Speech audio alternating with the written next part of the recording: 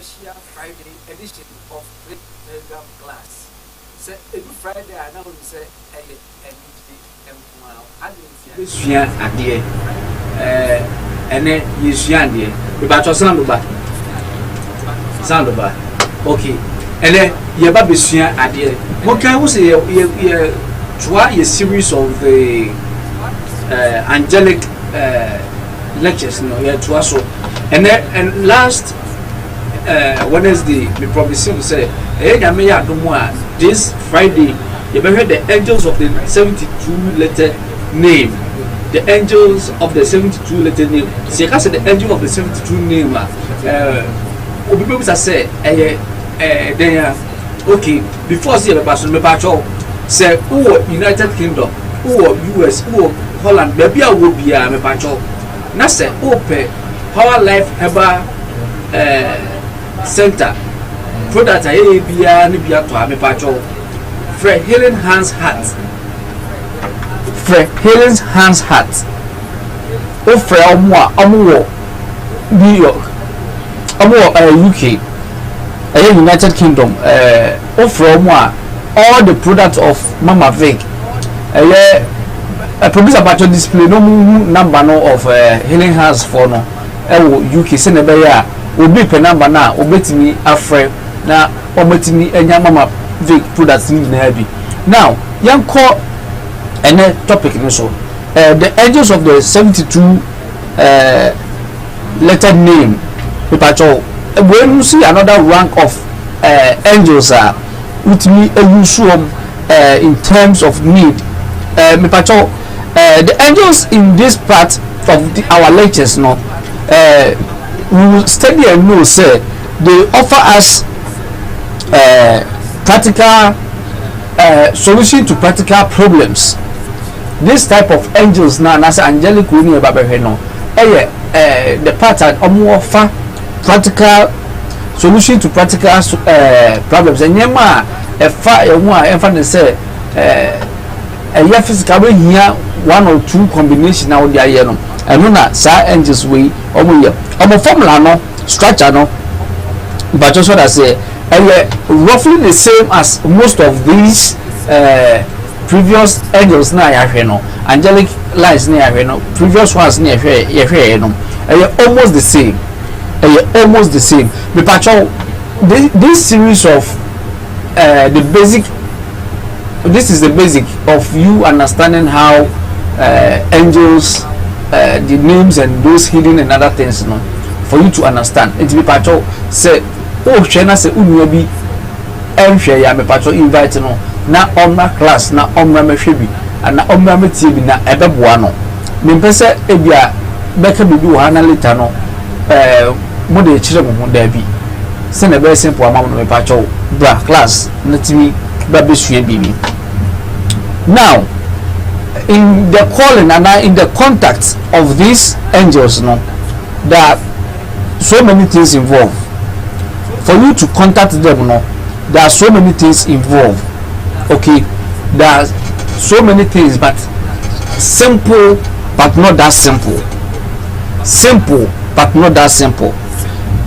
You are given an admitting word before you can contact for me to pick my phone and call maybe the producer in the studio and maybe outside. For me to call the producer in the studio no I have to first of all pick my phone and dial his number, or if I know his name search for the name and then it will appear for me to call him. It's the same thing. Now in their case maybe at times if you want to call someone depending on where they are, either you use a walkie-talkie or you use a mobile phone or you use a landline, depending on your mode of communication. But just what I say, depending on your mode of communication. Now in this 72 letter name na angels na ekano say before so be from no you have to understand this admitting words that assist you to contact them. Now say ka say admitting word is a formula that has been given, is their code that has been given for you to be able to contact such angelic that type of angel now or fredo. And with this process you have to make sure say you have that admitting word in mind. Okay, as we are moving forward you will get to know that admitting word. You have to make sure say you have that admitting word in mind, because it will help with the process of contacting any of these angels. It will help you. Now each admitting word may appear to be nonsense at times. Okay, in angelic calling some of the words are over mention afro so be the baby obeka se waboda obeka se woni dia wo ka can you ubeti the uzi den ebo anyway. At times they are very funny and people at times and looking at for instance tetina isano one say saints e ka say saint e bi I want say obi was me kwa for saint na ko gine baby na akoye say spirit ne ba na ehu aka no no wadwane at that moment no one dismiss sunsun na obae no ejubo se baby obeku bia ne jeje ne so na ebi o kan sam charity as a result no all cannot no so ye no obehu ne end up in a mental home. Most of the people are almost started this angelic work or they had the power, no, they had a zeal to call these angels. No, most of them, no, at the beginning, no, they have to say early from 60s, 70s, 80s, no, most of them now no, ended up in a mental home. And a few and almost be go through, but now no, with the blessing of great men like Bishop Nana Kojo Yeboah, I am able to sit here to explain how simple it is to contact these angels and the formulas to use to contact them. It's a blessing to you and your generation. It might sound a bit funny, but it's not funny. Sana it's angelic work, you see, you think say, usi the catcher me say, ebia me call musu bottle akora me home me. Anyway, it maybe drinking that water no, it's a direction that has been given to me by the angel that I'm working with, and I'm a day now. It's in Pacho. When you are, if you are in my class and you are learning to use herbs or to work with nature, which angels prefer to associate themselves more with how do you call it, mother nature, then you need to make sure say you have this understanding so that it will go a long way to help you and your descendants. Now such admitting words that are given, admitting words na say straight words na dia man na was say yeji tu near kano. Okay, for example, ebi a double yi, okay, double yi ah how AHU vowel VUH ha HAH. It is ebia uko baby na ye ebia ye dipa na or ye we no or contact these angels need to come so that we can solution am ebia or start to mention or recited this keys and I say admitting contact na dia man na so what one more you might think say dipa no excuse me to say or make it any sense. So what I say will make it any sense, but that person is doing the right thing. It be patrol say who now what taking you to say there are certain keys you want when you mention that it's a bit funny, but with time as a the generation that are coming will understand it better than and combination of ni we na yakika bom ni na eba be wie the divine name with angels, and I said the angel na obo ni no and God but so that say by combining divine names with the angelic name, and this makes the contact with the angel much more effective when you are able to use the keys, that is the number. So let's, for instance, the E is maybe the 0, maybe you are calling 0244, do you understand? So maybe the E is the 0 and then the R is the 2 and then the hell is the four, and then the viewer is the fourth, and then the how is the maybe the one that follows. You see how it is. So you need to combine all this, and as you are mentioning them, no, then it is alerting the angel no say will be for your service into no but such a person into ono so one ho na waba ababe show by combining these divine digits and the divine keys na omodi amaye no eboa ema the calling is very effective. It's me pacho say who am class I was say ocean so na ebeboa. This admitting word is an effective anagram of the word God and the angelic name. And sa admitting word na yedi amaye no okay eno eye the embodiment of God and no it represents it shows say nyame obo creator.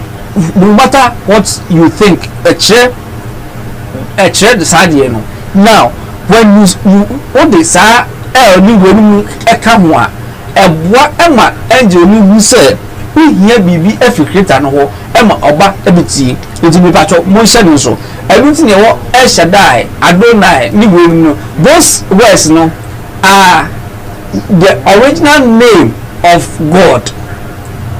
Okay, they are the original name of God, which is the creator. Okay, which is the creator. The angel names themselves have fascinating origin, being based on the 72 letter of God, name of God. So, as for instance, if you are mentioning one of the angels' name, at the end of the name, no, ebia angel,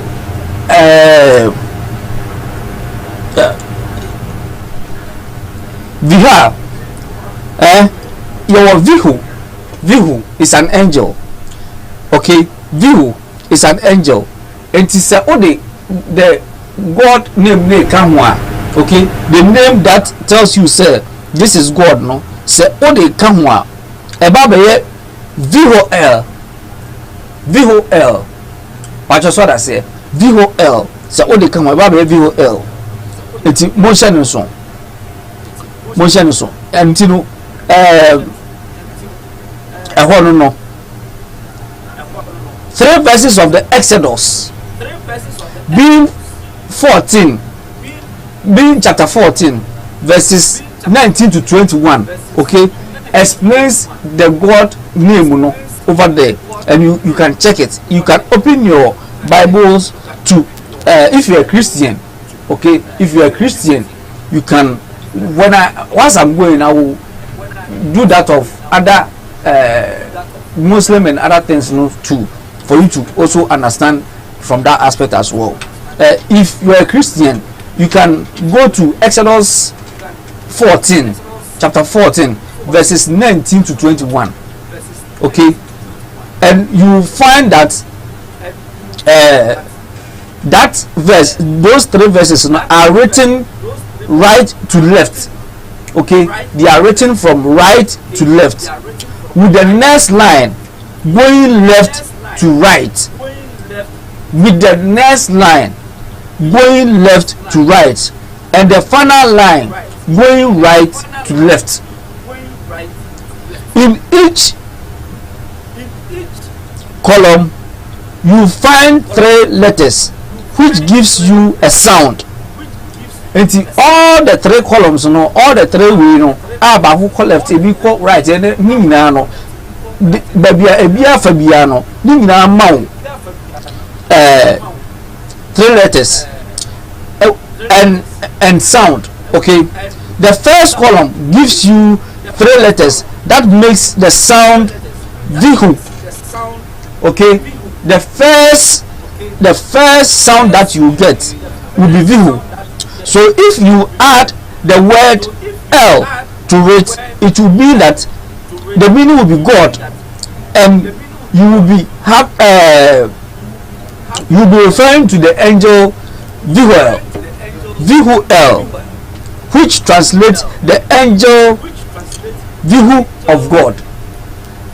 And see the first way no, the Oma want to say Oma Vihu, and when you add the word El, which the meaning El in the Bible, the meaning is God. Anywhere you see El, it means God. Anywhere you see El, it means God.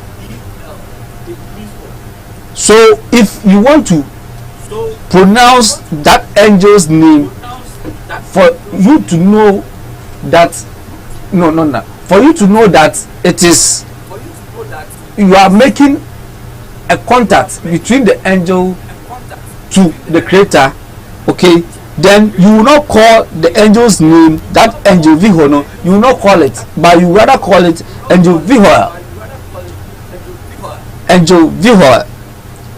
which translates the angel Viho of God, the angel Viho of God. But just what I say, angel Viho no, the meaning is say aya oso abofo Viho ofiri nyame. But just what I say, aya oso abofo Viho ofiri nyame. Enti bi pa chaw bon she eno enso na beboa mo.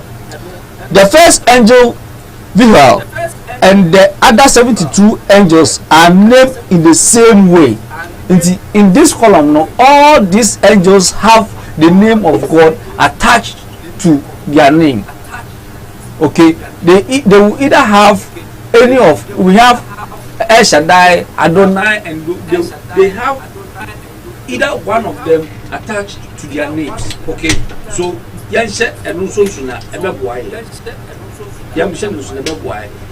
may choose not to use L, which is the El, but use I. That is IAH.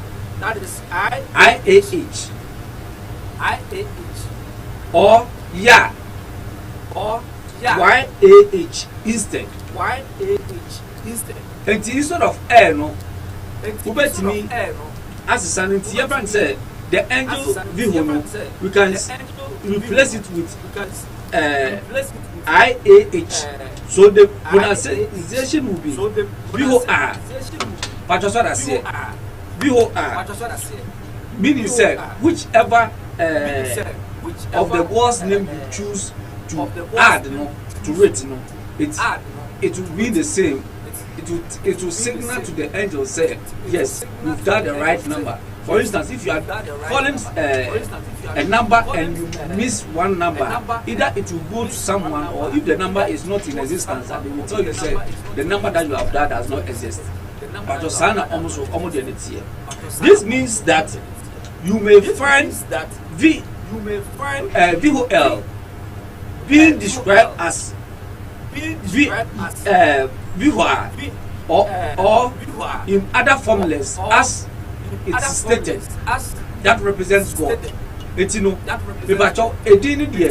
you come to the platform, over school platform, all the names will come. I will give you the spellings and everything of it, because if I'm not careful and then you keep on pronouncing the right word, it can freeze the machines and other things until you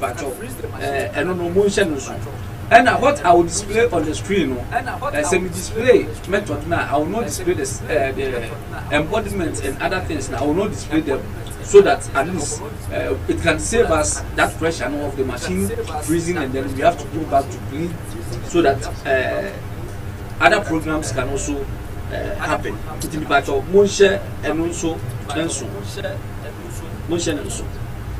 So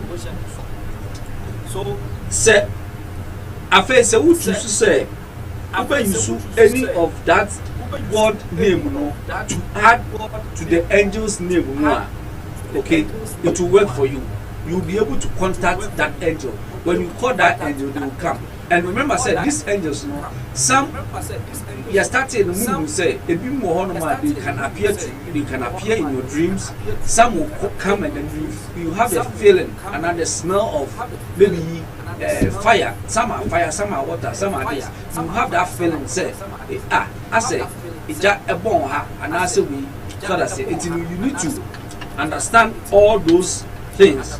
But where would you know when you call them? With the godly name, no, any of God, the greatest name, no, L, yeah, they will come. Okay, they will come. Meaning, say, you want them to take a message to the Creator, and they are there to serve you and I. So, that message, not but that's what I say. These intuitions have been found to make for excellent contact with the correct angels. Say, Udi, the 72 letter way angels now, and working faster. Okay, and working faster from maybe point of view and what I've done. Maybe I will be fear and I'm your officer. What I've done. No. Maybe you come and see me. Uba be whom you bosom to honor. When I make a sana, Ebia, I am. Oh, Casana Mitina, no, maybe I am praying, mentioning the names of the angel, no, or name of an angel. Ebia, me use that to work. May body deal with you and me. Ebia, not my thinking aloud. Maybe I was me be a man, maybe a man, Cassa. There, no, it means I am making a contact with that angel to come and give me a full view of the issue you are telling me, so that that angel will give the solution to whatever issue that you came with. Remember, angels will give you solutions to challenges. It's just 10% that some of the issues when they come are not spiritual, then spiritual element and you have instant healing. But working with angels, you need to be patient. If unya botrabe pacho, men call Kusiki for angelic help, and yet Kona kwaya black arts, na no bebo na no so wia definitely ka won ni obusuafo enya de abubenya ahotoda because wo de abusuaniti akwakohya de ba bia omo onana ne monana no nyina ebeba amomo aba be kire mo nti black art ya de a be pacho tambia no obetimi a try na twu free mo eya ne ya nipa no tambia ne pentam ne anya ye ho ani ni problem no be pentam me nyame ho me pentam me nyame ho na tambia no e de wo kɔ osohwe mu instead of say you betimi asua ya get the right directions na aboa ye ni atimi every year how mu ne yensan ko mu biye mu ye pɛ bibia e ye quick ene ya wo ya na ho to da bi say o ye sa emo o ye obi a odi usua aye nature nature be usua how to use spring water for spiritual purpose or for physical purpose. Usua how to use plants, usua how to use other things for spiritual means or physical means. I'm a battle. You need to understand this very, very well. Say, angelic work is not something that happens. Results come overnight. It takes a while and son about it to be battle. You should also take care to know that some angels, although quite distinct from one another, share similar names.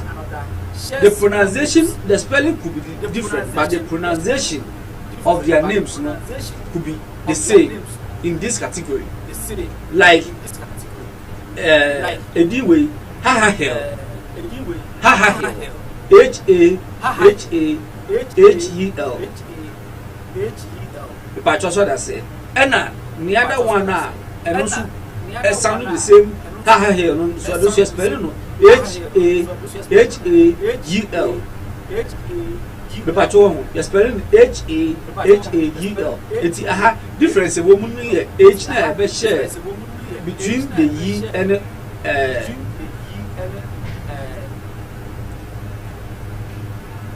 the ye and A no. The last one difference a woman here H number but first one is H-A-H-E-L, and the second one is H-A-H-A-E-L, meaning haha. Who said in God so? Being God so. You have to take note. When they are almost the same, they sound the same. It is a who you shoot any of them on the patrol. You should be careful because Obiane still, and I said the embodiment or you should be careful when you are pronouncing it. When you are pronouncing it, make sure that the pronunciation which sounds similar will not confuse you to go and use will be embodiment, another angel's embodiment for the other, because it is the embodiment of these angels that enables them to do their divine work. Once they see, say, for instance, say me who say click. Ya try click over here, then I know say I want to click for the one thing. Call my issue. But just I mean say I want to call no more. I have a microphone and the one. The same thing. Saya Omua when you say I have a qua I hear me more. Just like that. When on frail so young one year I'm Shessa. But just what I say, the only come when what from said young one. It's every alcohol see now with me. I know interacting with angels, Emma, Omutie, House, no mama solution, like Bishop Nana okay. Or no, any number for our school, okay.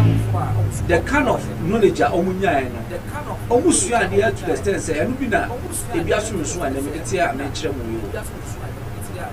Oh, you are there to the extent say, all the contacts, the keys to call these angels, and of Friday they come. Okay, of Friday they will come. Who are we here? You find say, who be about angels in the way. You see, they will come. They will talk to you, whatever it is, they will show you what to do. Then when they come out, they will not say, yeah, but or nine or stretching, you are here, go. No. Or bad, or whatever, you when you why? Because this physical body now, almost steady the body. They are the dealers. They may boy the man who are not armor. It's they steady the body. They are the dealership of the human body. It is a meeting. I am a year or new hair or the car. I remember meeting. I am an acco. Say me yafun ya me nwa oni ahabanya na say ebia bibia o de kan ebema za ade no akọ se bi wo issues a oni ade a o de kan ebeko. That is the difference. Okay, and na me catch you say we have ebia omo practice our indigenous practice, which is our belief, our Ghanaian belief, traditional belief.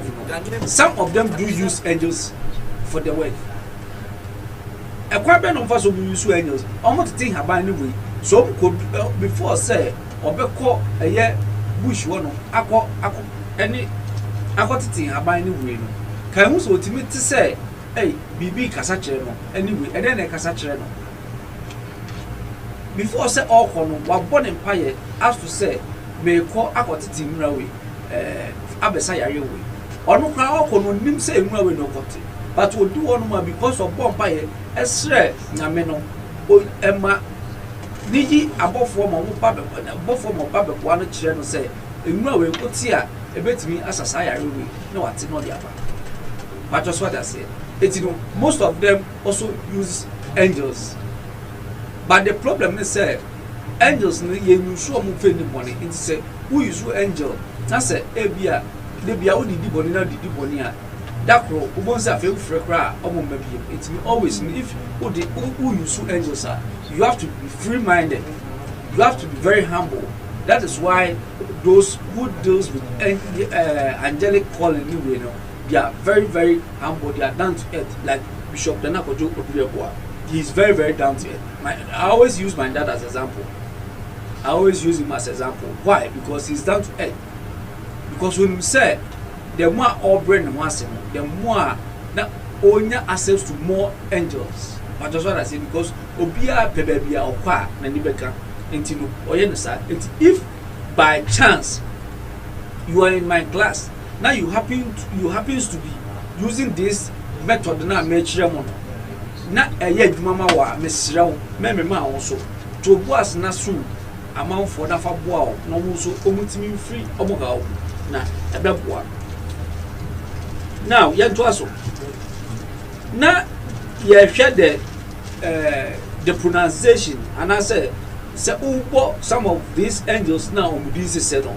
For instance, Dariel, which is Dariel, is an angel. How can this you? But any also Daniel, which sounds the same way. Okay, which sounds the same, but I know the spelling here DHNIEL. First one here DRIEL. Okay, first one here DRIEL, and the second one here DAHINEN. Eti who said the pronunciation sounds the same, but the spelling are different. But their symbolism and powers are not all the same. And even though say Daniel, another Daniel, the pronunciation the same, sound the same, almost symbol no. We better say we know. So we get the frayer oma, we should the frayer oma. Why? Because what interchange? And to say we should know. Say we hear first one, which is the DH. You should symbol for DH. Say who here DR no, you should DR no so a symbol no. But just what I say. Say we are the side here and no ebe boa. And yes sir, obe frɛ afrɛ and so omo emma. Me pacho yawo Harmattan season enti wo kasa kakra na wanu so kakra. And before say me kwa konu nsuo no na me kai o say ebia owo ewo eye UK, baby, I will be a second. So, Africa, the Abbey Patrol, or bet you from Mama Vic direct. So, you can be an emergency here, any product of our life. Yeah, the spiritual herbal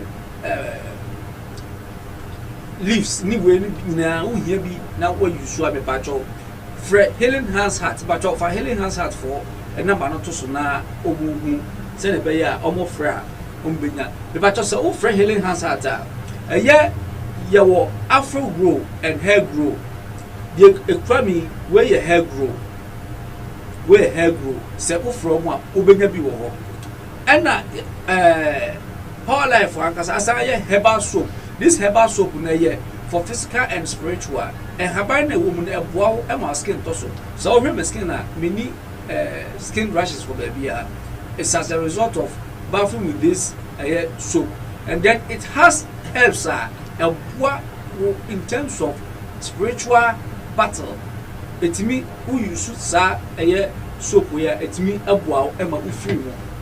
And then the cream itself also helps you and also helps and helps and shea butter. You all know say shea butter there naturally nagas and who you swear a mask and also. Nyasande helps account who you swear.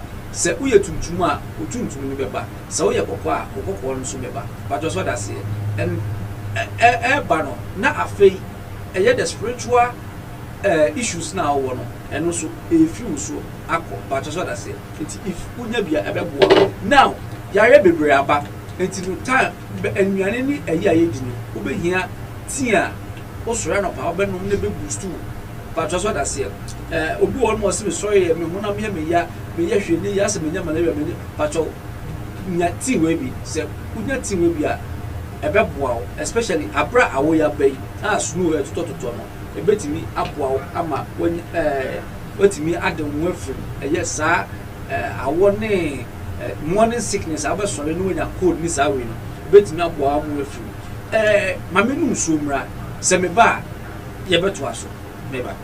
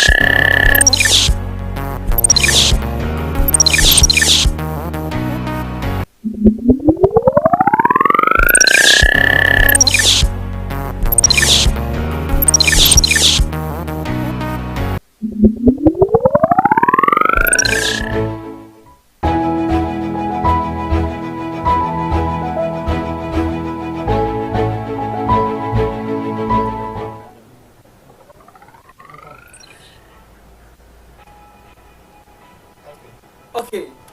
Telegram class where Telegram class you want much kakra oba pani na shika head mistress and a school with BA with share inside odane danam kakra na vice chancellor na satam no was say me hwehwe me tututu nyema yi na echi maba afei na menya time a maba mabesomo a meboa na esua de kan wo se wo two departments okay ahanmu ye click telegram theater okay and ye wo WhatsApp click WhatsApp theater ni nyina lectures wo hol ma omo chia de enti se wo be se onyo ne WhatsApp na me pacho se wo free office front desk na obedwan no to the WhatsApp also what they do me say there are teachers are omo be issues are ebia ekoso no omo de ehun solutions eba it is okwo no mo a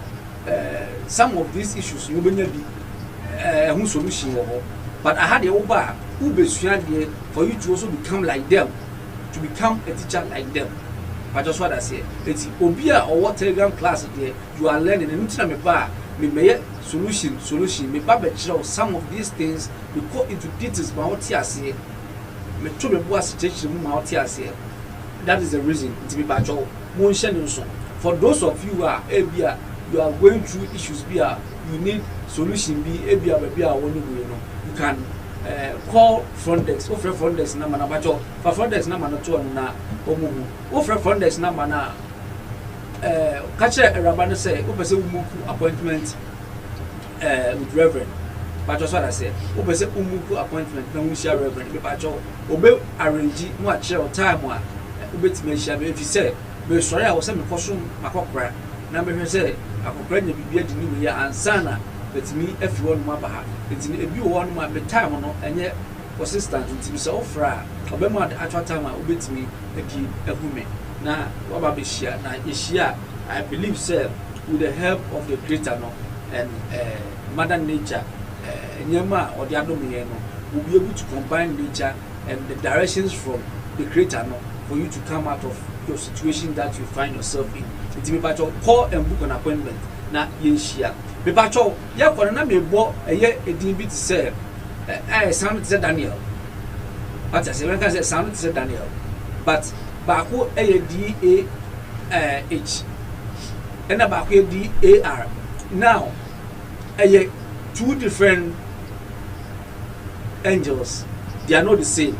But that's what I say, complete different angels. But omudino na se bono ahwe you might think say the same, but enye the same to me pacho. Motion so angelic the 72 letter names na me pacho. Munya careful because omudino ebidi pronunciation no sound the same, but entisa pacho entisa ntimu motion so.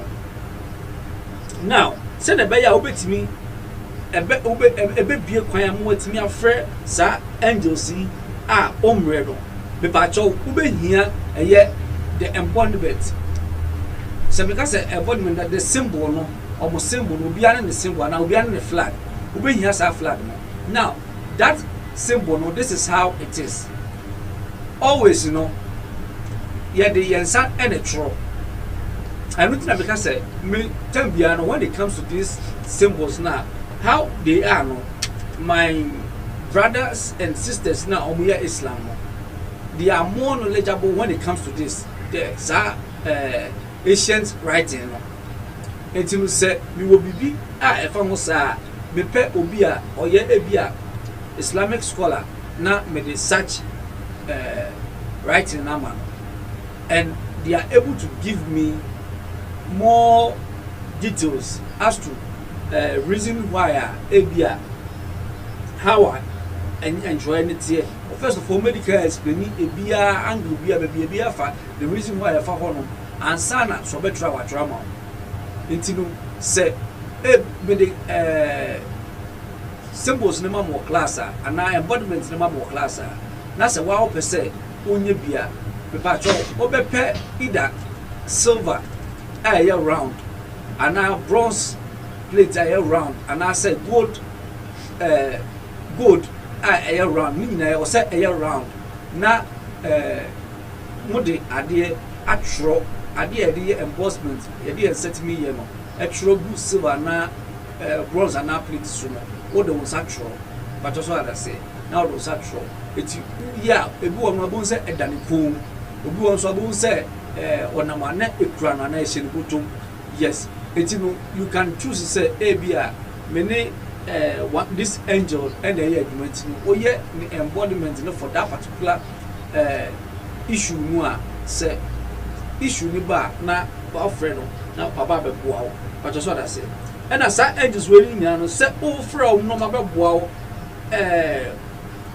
ɛwɔ wo ha mu no be pa cho omo ba me say ebia wo ha bebre a e ma say wo how baako adeɛ baako na ɛha wo adeɛ baako na ɛha wo me pa cho men frɛ ebia 4-6 angels ɛma the same issue there be say adeɛ baako na ɛha wo a obɛfrɛ angel baako for adeɛ baako na ɛha wo depending on that angel no the speciality say ma ɔyɛ obɛfrɛ no for that aspect obi wɔ hɔ no mu a combine ebia 4 angels boom na wa from at the same time so mo remember the same issue e pass no we hu dia oye we hu say ono no oye say we na ye they will be confused but just what I say it do obefre baako na obefre no na waba abe solve that one issue and I say issue no so ye more than one a be pacho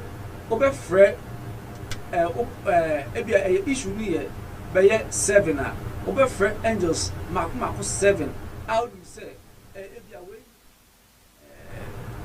something that has to do with creativity, where something that has to do with childbirth, where something that has to do with cares. Oh, that in that sequence, we share angel or man no friend no, and we share formula no.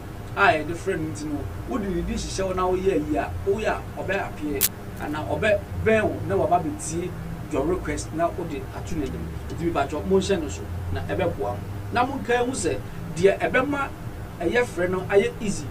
Amanaba no when you choose the admitting word and you use formula na and I say the process na e from na eba easy but just what I say it first of all I was say unya o symbol no embodiment no you have to get your embodiment. It's very very important.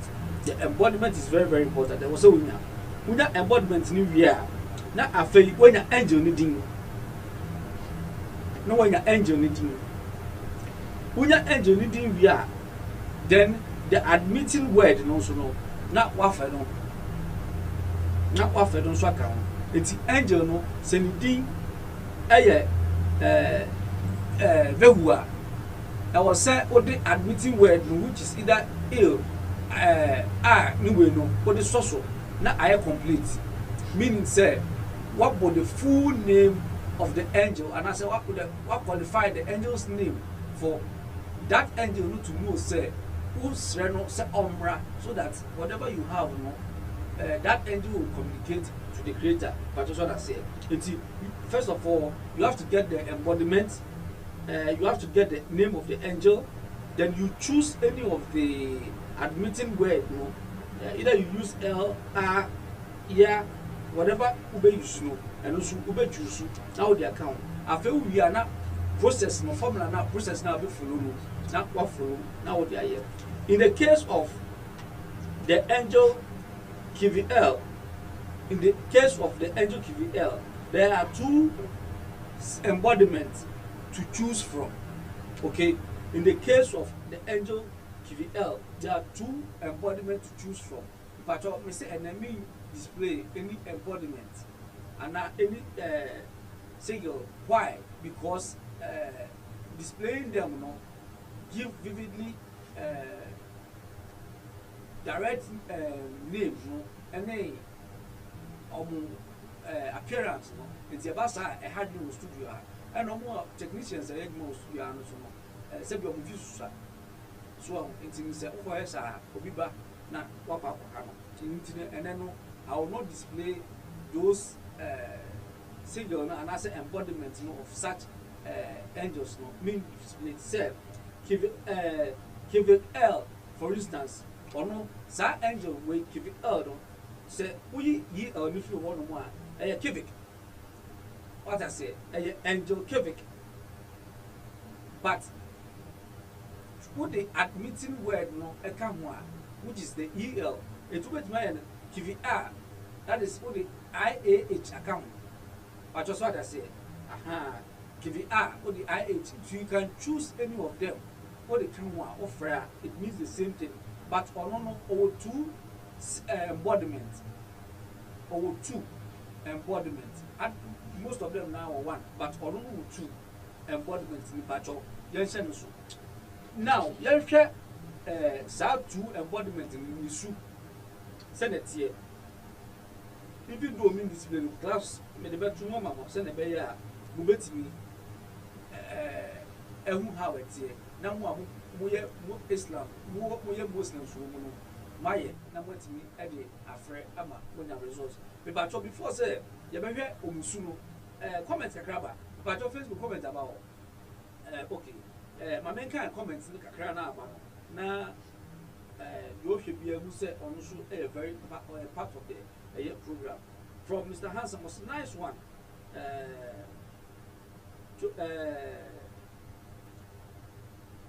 Jeff Tan Amizi was nice Bawa Kofi Reverend good evening key okay yes the key these are the keys to contact the 72 letter name angels. I know I'm a name mama. Grace 12, Grace 12. Good evening, teacher.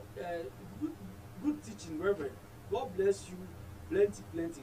I receive it. Thank you. Hannah Watson. God bless you, Reverend. Thank you, Hannah. Baba Kofi. Playing back. Baba, playing back. Me patcho na play back sound energy. And that's what a few. Patcho Baba say play back no if you want my patcho ba me why. You go Facebook, you go Facebook so comment on na yen think kind na e bia na question bia pii wo no. Me patcho lecture say ko so no say ebi wo hono na onti ase a dia obetimi ayenie obetimi asene o comment about beto no say be that time a meba na ma ba reply o comment a o de buy no as to dia won ti ase be that time a meba na ma ba reply ma o ti ba cho mo hye no so na ebebo mo pa ebebo ya hwe Facebook technician before Facebook ba me nya comment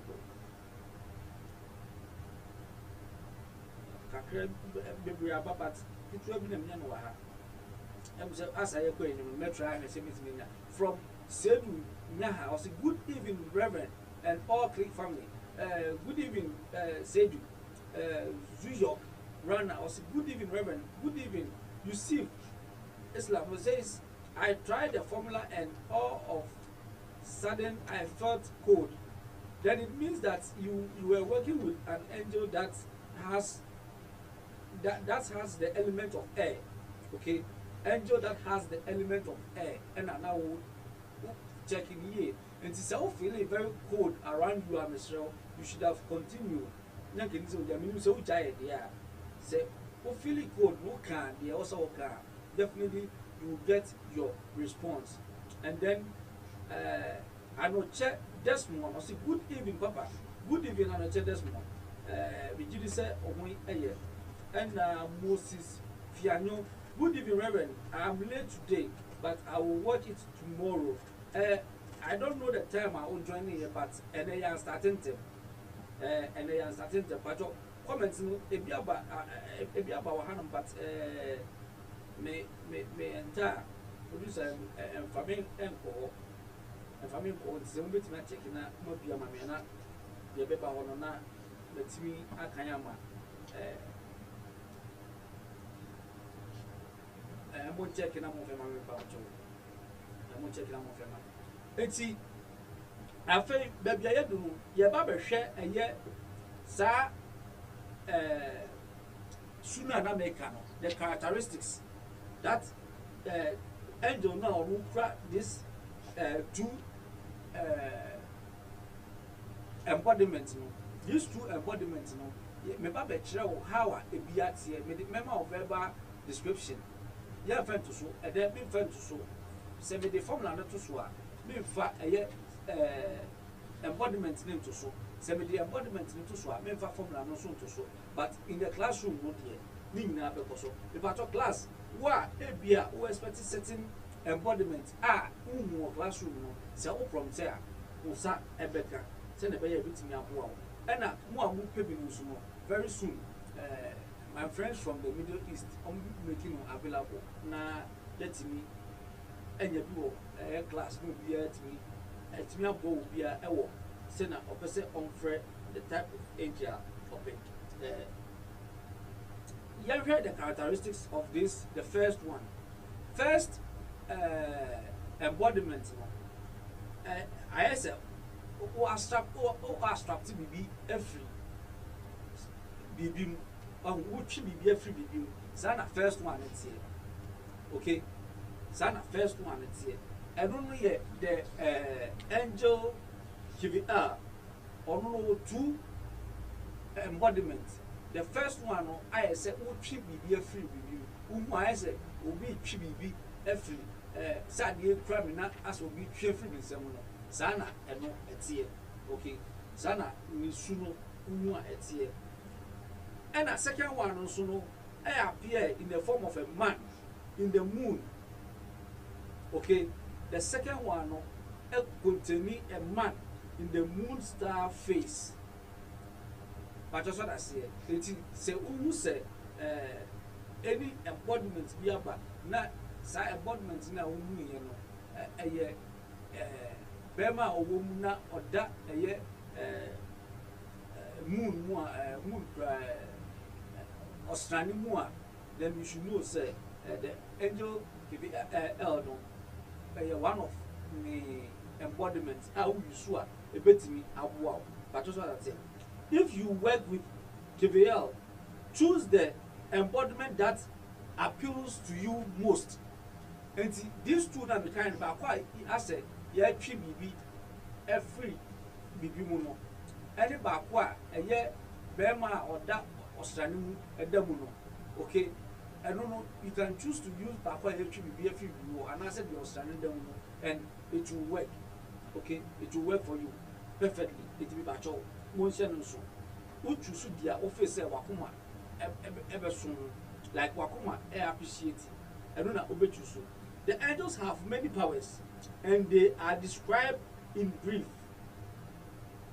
giving you enough information to ascertain whether or not the angel is suited in your problem okay and all that I'm saying you know, and of these angels that I will give you their names you know, depending on your issue you ascertain say should I call this angel or that angel because they all have powers but obiane the power anyhow or the ejuma and that's obiane the power any the kind of issue a resolve that is why creator no or boy you see yaye nipa no will have so many issues ebeba that is why if you have a car and a vehicle the vehicle would have serious issues with either the brakes or some whatever that happens to it so they call it like the one more within the dealership one more they have those who works on brake those who works on the changing of the car engine oil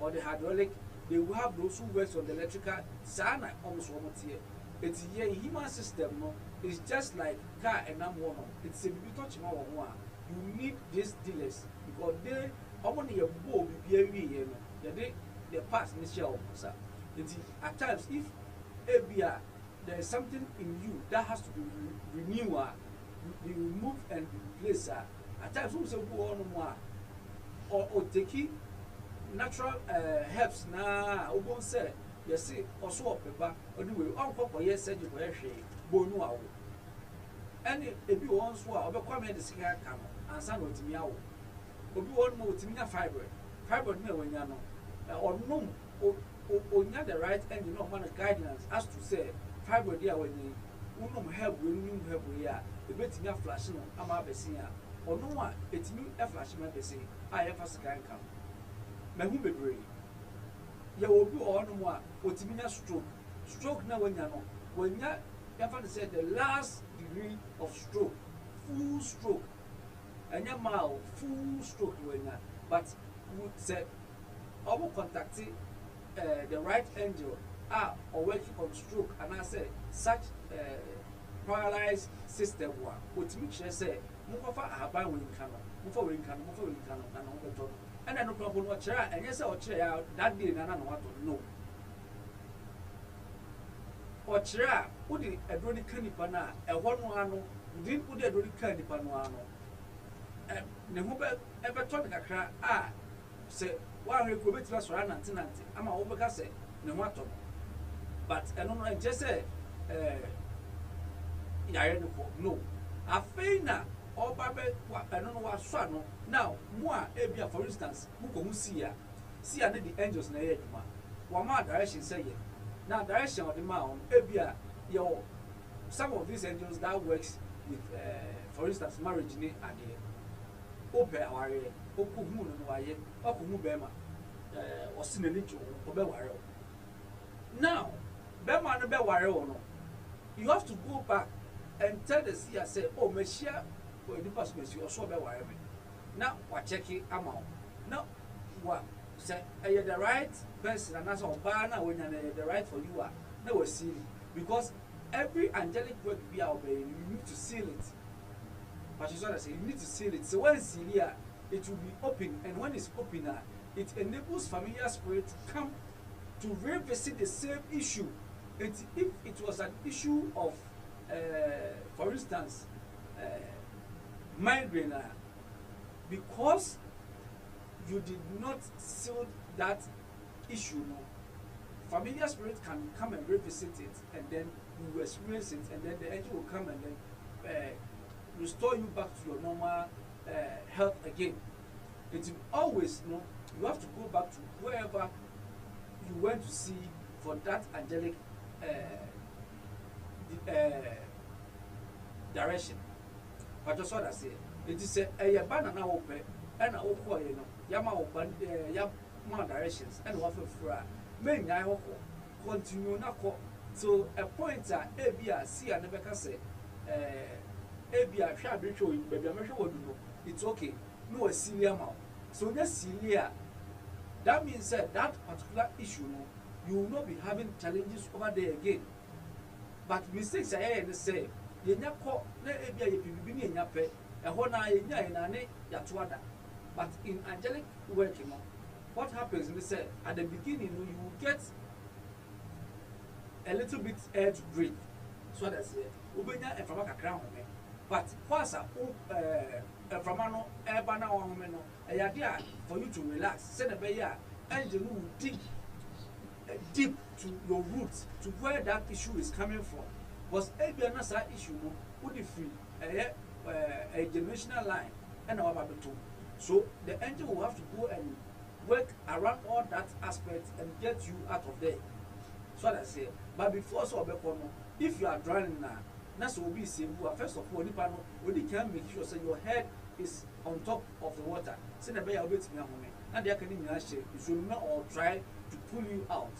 But say, we teach you should know Pulu, son of the example, let me about how angels come to help us and science, it can buy a buy a feel comfortable. So, the CID be okay, no matter not for the can. I am sure. So when severe, the problem will still persist. Okay, the issue will go, but it will come back. Because the people now will need their oil, but and their oil. Umuto na no. Ubeka komu di panzo pedase. You want to grab one. A problem now. It's you that you don't know their oil. It's yes so. Never call no I don't. That's about you having so many issues or you having one issue, then you call about 7 or 10 angels on the same issue.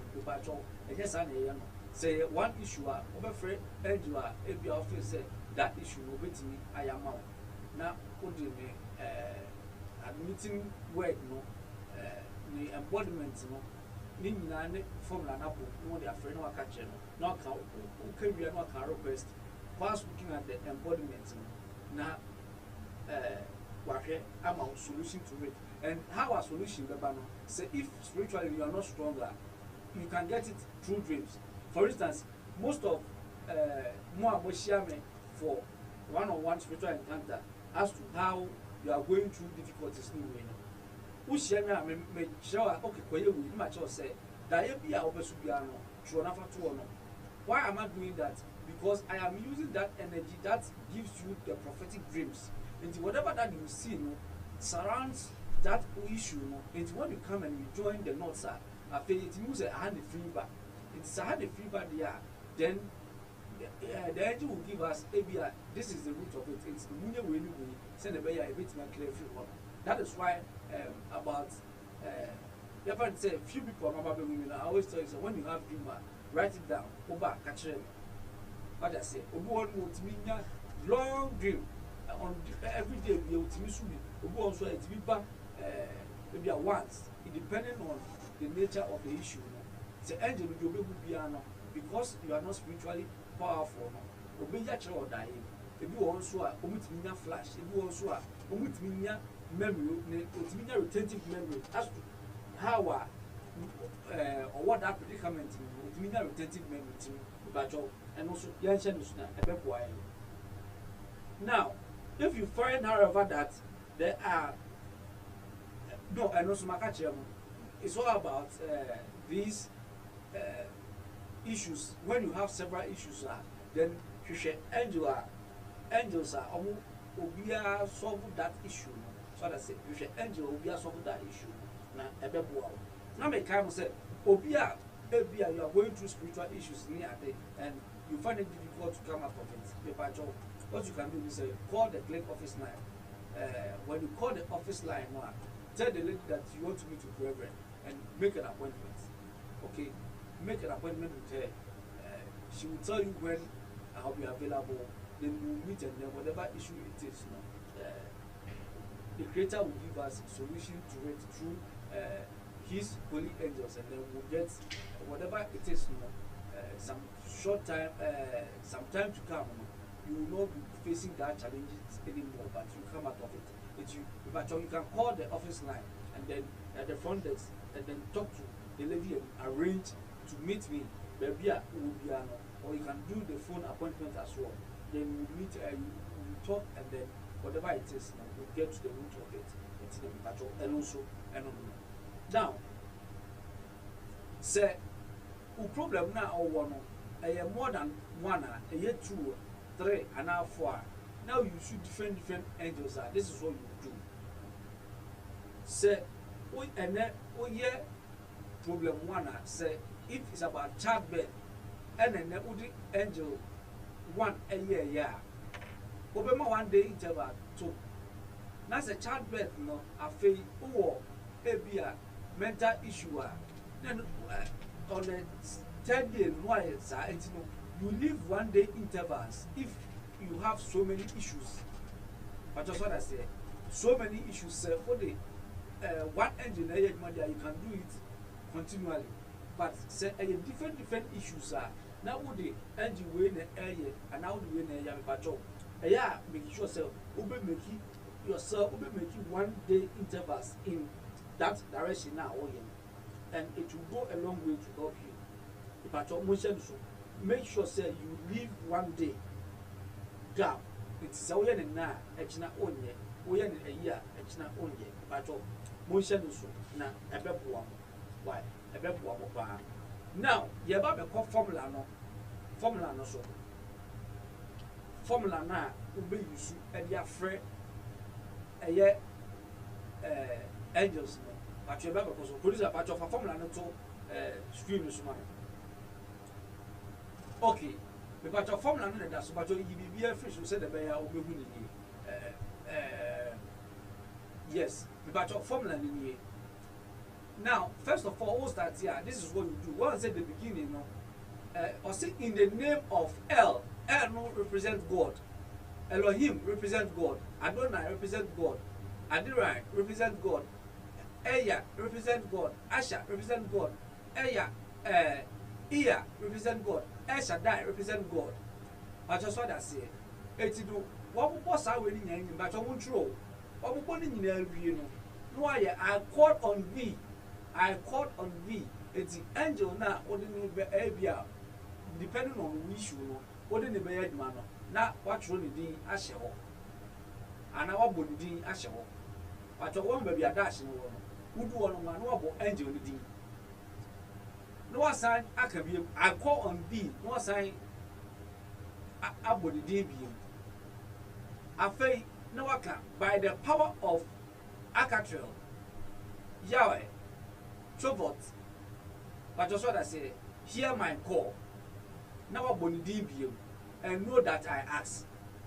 Now, who be born the 3 times? Who say first dash no one and you first name now the one. Who we are on the Abeka.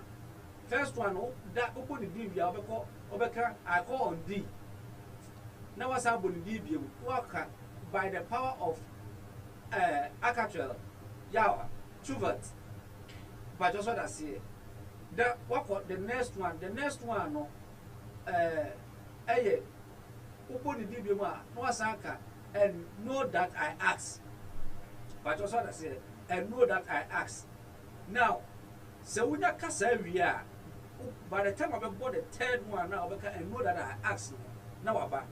Now, sir, Oba say, oh yeah, fire, you either say, a one who say, oh, I won't cry, every year, minus 30 now. You feel say, I say, who feel warmness be a warm, and I say, feel the scent and the aroma of fire. Still was so charcoal, not smelling. Sana ube smell say it's a sign ube say about around. That is when you are not spiritually heavy to how do you call it, see them when they appear to you. Maybe we go cry or appear and you might faint, meaning go for the some go holy and go ahead. We must over or see the miracle or do I know a fainty. But just what I say, baby. Enti ebi won no kwa na so bi ka no na one na akọ nipa no spiritual way no onu da way enti makokra ohu a oye den onfa onko oye den onfa onko I just say because say oba you should be able to be there and present your issue enti oba no e wo say wutimi kra na wa fenti a na obeka je say una ada wa fenti no so enti no say ohwe wa ho ode no na say o appear to you na obe fenti na obe behavior no be sesa or appear to you or the who scent na ebi o ho no mu a oba you hear some sweet aroma. What I say, they love fragrance until you hear some sweet aroma.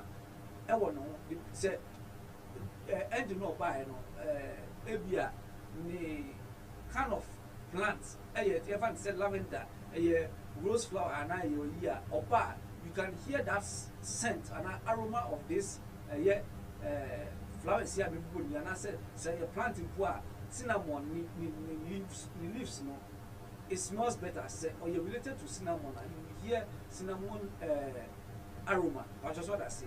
Into or bar then whatever request I want me patrol request no na factual ebia me patrol me ti na me ma ko hospital almost say enya hospital ya patrol check mami na kire me dia menye waka ni nyina wie no na wakasa we wasa kasa keywords we ha ya how yeah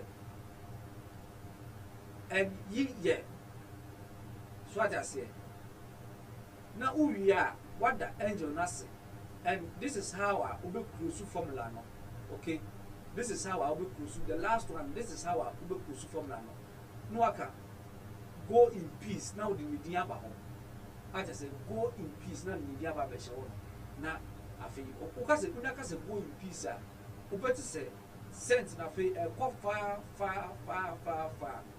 until the strong send the war change we say say you man say incense be sent na what here almost say kwachiri but was affair within a second won't be say or appear to you so I won't say all of a sudden now I won't say will disappear so sir and the baby to obey me a year fish with us that's with me a year fish that's with me a year fish eti me pacho me gidi say me pacho me gidi say mwatimi ahye ni nyina nso mwatimi ahye ni nyina nso mwatimi ahye ni nyina nso mwatimi ahye ni nyina nso this na angels na comment akraba comment akraba on YouTube na me comment on ko YouTube na me comment on na me video show na yemfa abo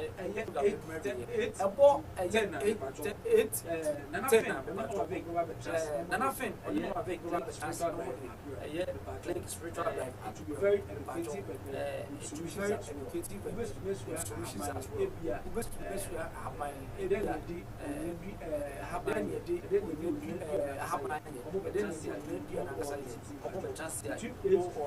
big time for 8 to 10 nothing time nothing from power life nothing from power life and nothing from Power Life Basset Mama from Power Life Basset from Phil Blaze, that is my son. Phil from my son, that is my son. God bless you. From my son, he says always God bless you and love and always I like that. I like that. Love and fire. I like that. I like that. That's right. From Shana, that's right. Reverend, and then no, I don't hear. Reverend, no, I don't hear. I'm listening angels will come open this my angels ears to hear the language. Please, please, if you don't understand the Ghanaian class, okay, the Ghanaian language class, don't worry. I'll come your way every Tuesday with the English version. Just that the English version may be a bit backward, okay? It may be a bit backward, so don't worry. Definitely we'll have the English class, okay? We'll have it in English class. So even if you don't understand, there are times when I'm doing the presentation, some of the presentation automatically I switched and then I start speaking the English. So even if you join, it goes a long way to help you. At least you will hear one or two from it that can help you as well, okay? So please, make time with me every Tuesday between 8 to 10 for the English Telegram class, okay? You can watch last Tuesday's one and then you understand whatever we treated in class, okay? And to go a long way to help you. And then please check sound. There's feedback. There's feedback in the sound. Is it rectified? Okay. Okay. That's all. I'm checking now. Your voice is over. Your voice. Why are two mics open? My voice. Okay. Okay. But yeah, checking. I'm not checking now. I'm gonna rectify those issues. I'm gonna rectify those issues. But move and change. If you didn't hear me, and I'm because I say a bus here can a year higher entities say angels new once and more. Definitely such issues near idea a year common. They will fear your time a very very common but move and change by Monday if you are ever come. I become two comments about Facebook and so be okay when you go Facebook na comments about Facebook na from Angelina Asiebi or say, Reverend, do we have an angel that smells of pregnancy? If you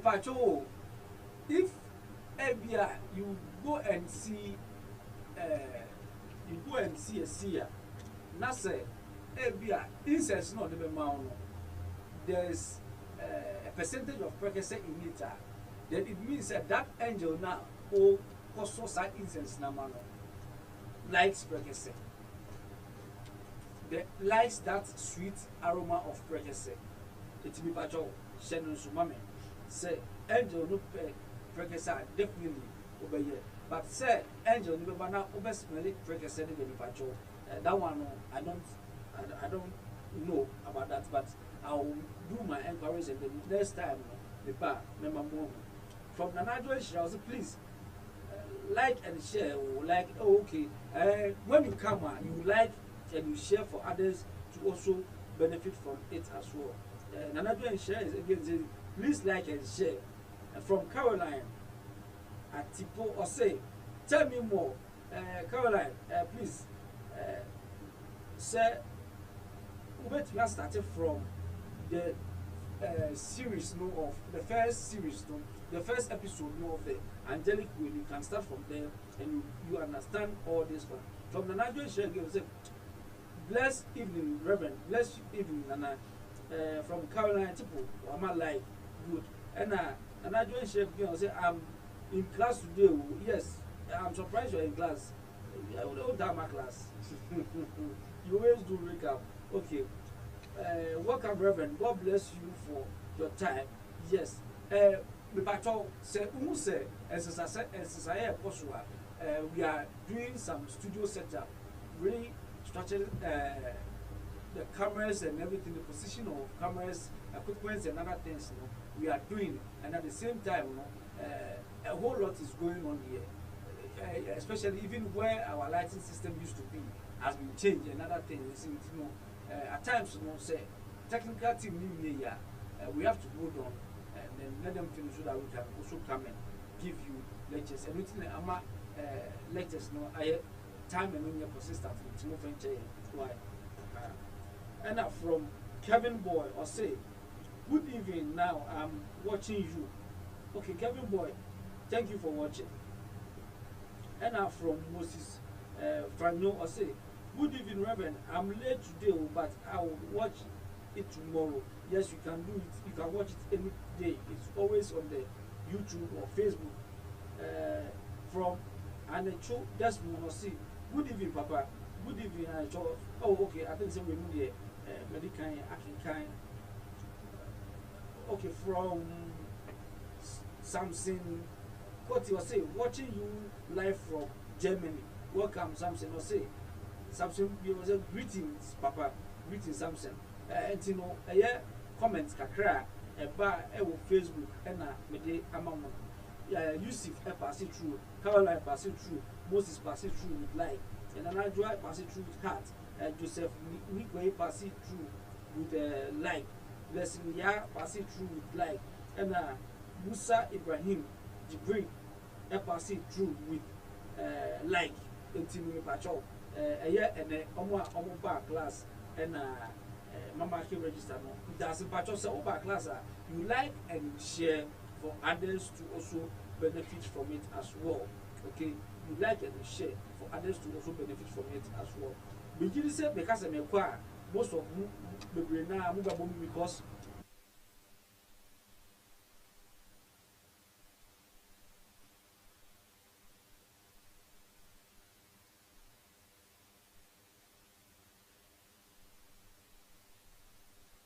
how you will spell their names and work with it. Okay, how you will spell their names and work with it. The patcho me more the correct and I'm a for cherry. Me more the correct and I'm a for cherry. My book a crabby amount now.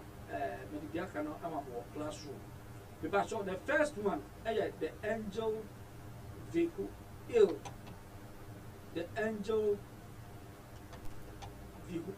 what be pronounce no Ihuel and I say Vihuel Vehuel. Okay, this Vehuel. The spelling is VEHULE. The Vehuno is the angel and the L is God. It's Vehu of God. Okay, of the God. Angel Vehu. Okay, of the God. Angel Vehu. That is the meaning. It's the God. First one. That is the meaning. It's the first the one. Angel Vehu is El. The angel Vehu El. Which is VEHUL. The second one, Batobachro. The second one. The second one is the second one. JLL. Is JLL. JLL. The spelling is YELIEL. Meaning now who said God as we mean now so. Meaning now God EL so. EL so. But the third one, the angel Sitel. The angel Sitel. The angel Sitel. The spelling is SITGL. SITGL. The Guma Oil say, or wow, or protect you from misfortune or calamity.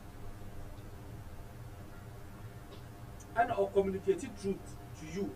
And also bringing clarity to relationship. It's if you are having or you are doubting your relationship, when you call on this angel and you present that issue to the angel now, either you get it through dreams or you get it through so many ways. There are so many ways of which we the amount. The next one I will do one on the angel LML.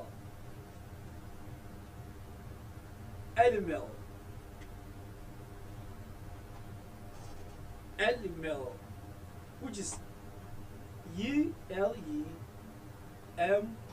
YELEMEL.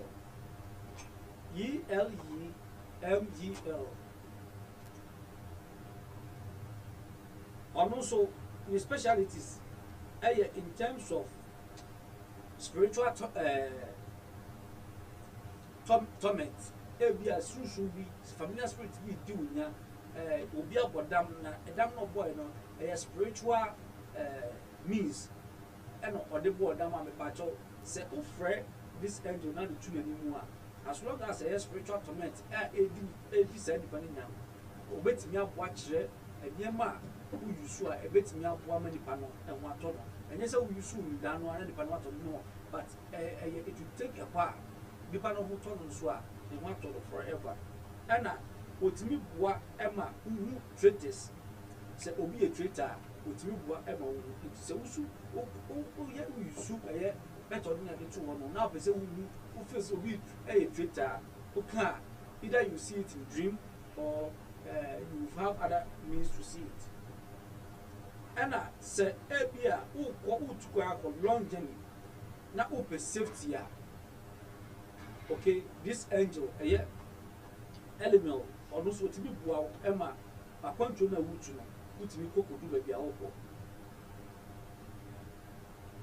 and in terms of say obe say we discover aduma foforo se wusu frɛ no so a otimi eboa wo. The last one I make not the rest you know me di amamo classroom the angel Mahashel. The angel Mahashel. Acho Mahashel ni spelling no MAHASHEL. The specialties obwa enipa ema omunya asumdwe. Obwa enipa ema omunya asumdwe. Se ubenya asumdwe that's inner peace. Acho se ube inner peace me pacho se uyusu Mahashel ubetimi enya inner peace. Ubetimi enya inner peace. And otimi prevent spiritual attacks. Say bia obi aya spiritual work against you. Otimi stop no. And say bia you have been hypnotized. Na say bia you are doing things without you knowing say adia wo ye uni bere otimi say bia obi so ni bi ko hu see a otimi aboa emo su no e cancel sa issue no e free word. And I said, Ebia, obviously, we at a very fast space. The patrol who you soon want to be work, Emma would be soon there. Emma would you soon intend them?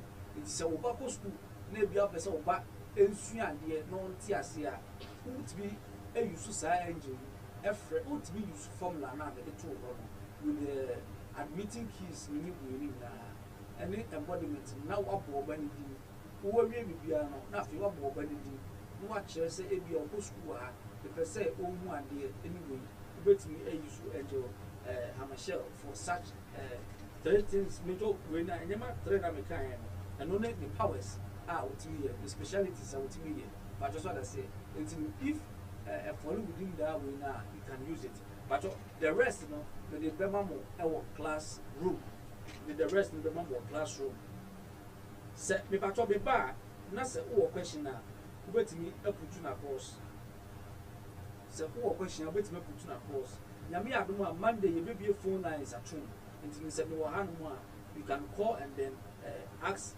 bring in your comments as well. Patrol sound must say okay. Okay. Alright. Now I had the first Friday of 2022. Click Telegram class. Our series of basic understanding of angelic works or the types of angels and what they do. The angels of the 72 letter name. Abraham the DC. The patcho made the embodiment in the mammal our class. It's what will be Biana, not how I bet you now the this has been the Telegram class, the Akan version or the Ghanaian class. So if you are watching and you don't understand the Ghanaian language, please don't be worried. Every Tuesday between 8 to 10, I come your way with the English version. Okay, so you can join every Tuesday so that you understand most of these natural things surrounding us.